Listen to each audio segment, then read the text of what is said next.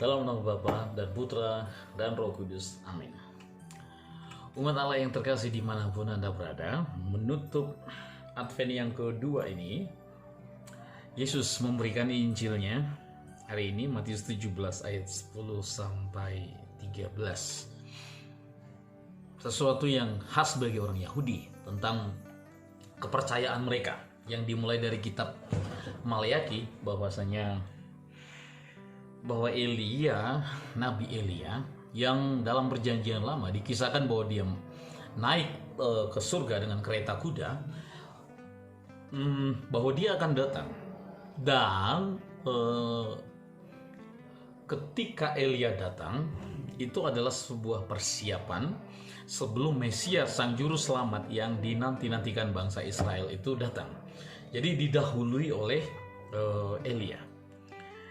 Nah, dalam peristiwa transfigurasi, peristiwa perubahan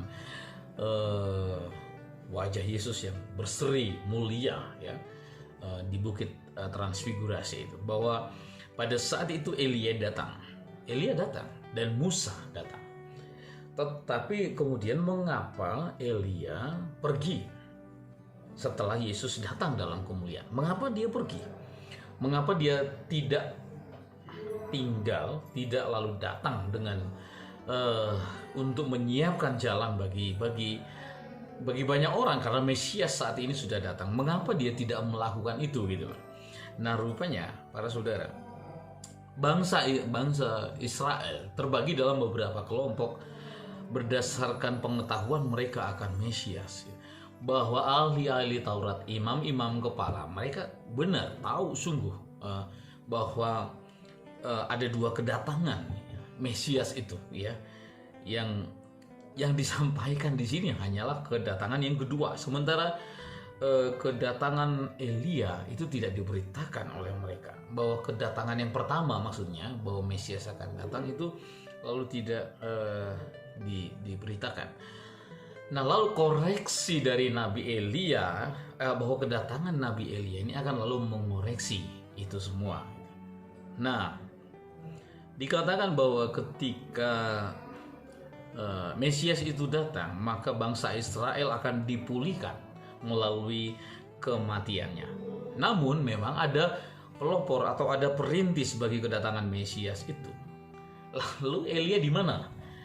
Para saudara, Elia sudah datang dalam diri Yohanes Pembaptis. Mereka memiliki kemiripan dalam pelayanan mereka. Mereka adalah nabi, mereka berpuasa, mereka mendengarkan suara Tuhan, mereka menjadi juru bicara Tuhan. Elia menjadi pelopor kedatangan Yesus yang kedua, sementara Yohanes menjadi pelopor kedatangan atau perintis kedatangan Yesus yang pertama. Jadi Elia boleh dikatakan bahwa dia saat ini datang dalam diri Yohanes Pembaptis dalam kuasa dan semangat atau rohnya, bahwa roh Elia juga hinggap dalam diri Yohanes.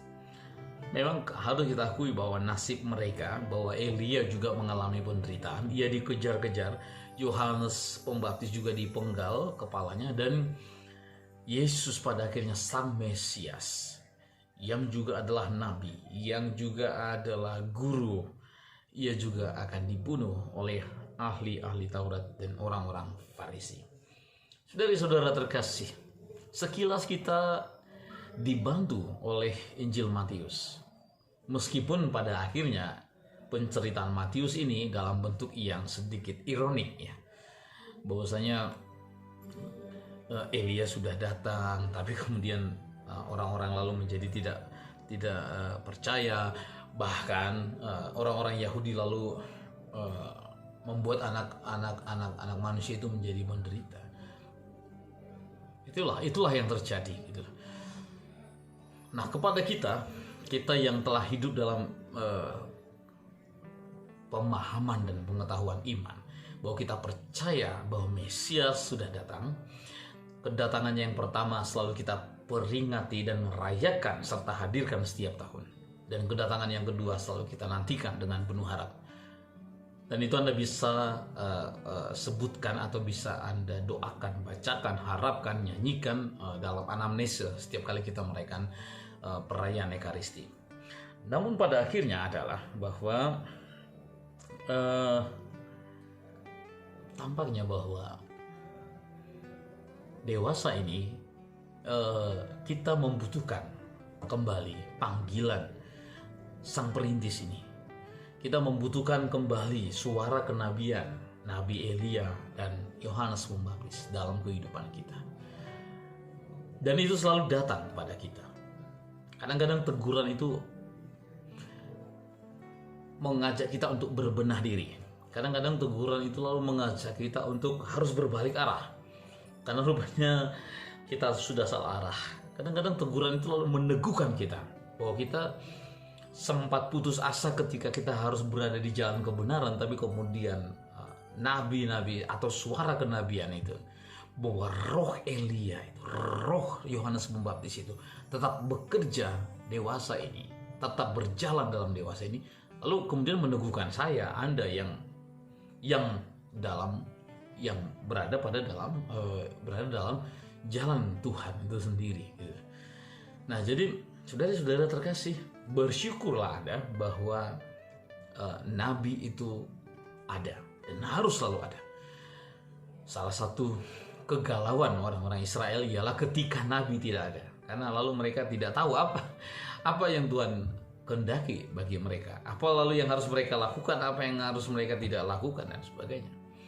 Tetapi kemudian kita harus bersyukur bahwa suara nabi itu kadang-kadang tajam, kadang-kadang pahit, kadang-kadang tapi juga meneguhkan, menegaskan, atau membuat kita lalu harus merancang kembali rancangan hidup kita itu seperti apa. Kita membutuhkan itu. Dan lebih bersyukur lagi jika kita juga justru menjadi suara nabi perintis itu, menjadi bahwa kuasa atau roh Elia itu ada pada kita. Tidak mudah memang para saudara, dibutuhkan keberanian, dibutuhkan menjadi tidak populer atau mungkin dijauhi orang. Syukur-syukur kita ada pada level itu, pada tingkatan itu. Tetapi kemudian tentu ada start awal bagi kita, ialah kita sungguh-sungguh menjadi pendengar setia suara kenabian itu. Ada pepatah yang mengatakan jika menerima atau mendapatkan yang manis jangan langsung ditelan, kalau mendapatkan yang pahit jangan langsung dibuang. Dua-duanya dibutuhkan. Saya kira ini satu kebijaksanaan, bahwa suara kenabian itu masih terdengar hingga saat ini, dan makin banyak orang yang berani menyuarakan suara Tuhan, kebenaran Tuhan.